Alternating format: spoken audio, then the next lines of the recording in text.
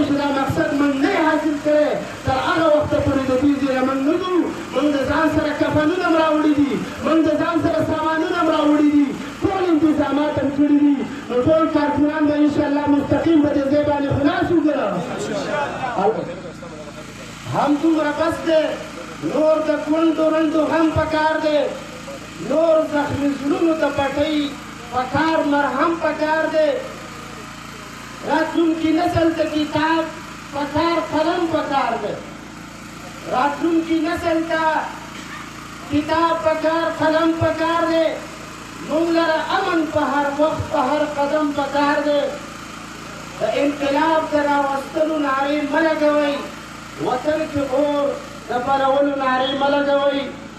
انتهایی قابل قدر په سټیج باندې تشریف فرما سیاسي او قومي مشران او زما د جمعیت علماء اسلام شاهین صفت کارکنان او د باجوړ ولسه، نن زموږ د احتجاجي دھرنې چې دی د هغې کم ورځ ده او موږ چې دی په دغې یو مطالبه باندې راغونډ شوي چې موږ له امن پکار دی.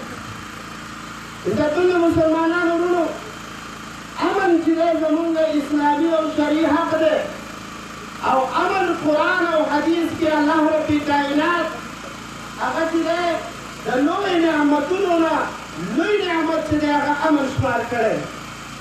حضرت ابراهیم علیه السلام هغه چې د مکې دپاره د ټولو نه اولنۍ دعا کوي، نو هغه دغه دعا کوي چې رب اجعل هذا البلد آمنا، الله دا مکه د امن کې هواره جوړه کړي، دا د امن ځای جوړ کړي او د معیشت او د هغې د صنعت د هغې د ترقۍ وروسته چې سوال کوي چې وارزق اهله من الثمرات من آمن منهم بالله والیوم الاخر، چې الله په دې کې چې کوم بیا مسلمانان اوسېږي نو د هغې دپاره چې دی د معیشت او د رزق انتظام هم وکړي.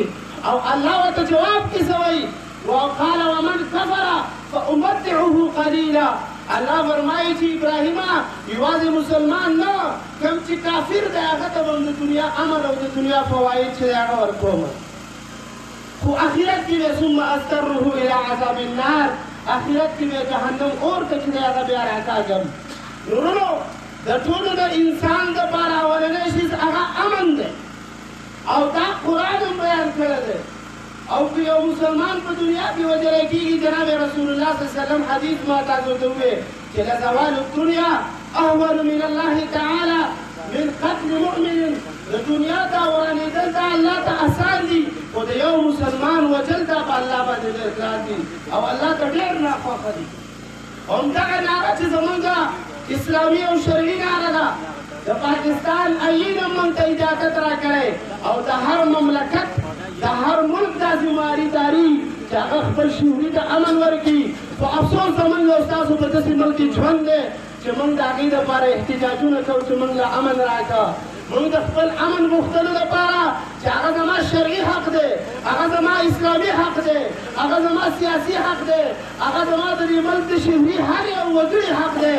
د هغې لپاره د افسوس مقام دی چې موږ بار بار احتجاجونه کوو او بار بار د هغې لپاره موږ دھرنې ورکوو. پښتون او په قبایلي هغه بار بار دھرنې ورکوي چې دغه شرعي حق دا زما د دې ملکي د آئیني حق دا موږ له راکړه. دغې واکدارانو له شرم پکار دی، دغه له شرم پکار دی چې هغوی دغه آئیني حق هغه موږ له نه راکوي او د هغې دپاره ولس او قوم په دې مجبوره دی چې هغه دھرنې ورکړي، هغه احتجاج وکړي. خو د باجوړ قوم او ټول پښتون را پاڅېدلی دی، هغه پوه شوی دی، هغه را بیدار شوی دی، هغه بس دا حق غواړي چې موږ امن راکړه او امن ستا ولنۍ ذمهداري ده. زه نور دا نشم برداشت کولی چې زما قاتل په رڼا ورځ لکه پیری غایب شي، زما قاتل په رڼا ورځ لکه پیری غایب شي.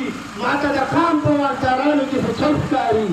زمونږ نور قوم پوه شوی دی، نو زما کارکنانو ته درخواست دی ټایم چې دی هغه موږ ډېر انتهایي مختصر راکړو. د مشرانو د حکم چې دی هغه پابند دي، په زړه ډېرې خبرې دي، خو د ټایم او دلته مشران ناست دي هغوی به تاسو ته څه وایي. په اخره کې د جمعیت علماء اسلام کارکنانو ته د باجوړ ولس باندې غږ کوم چې دا موقع ده، که امر حاصلوئ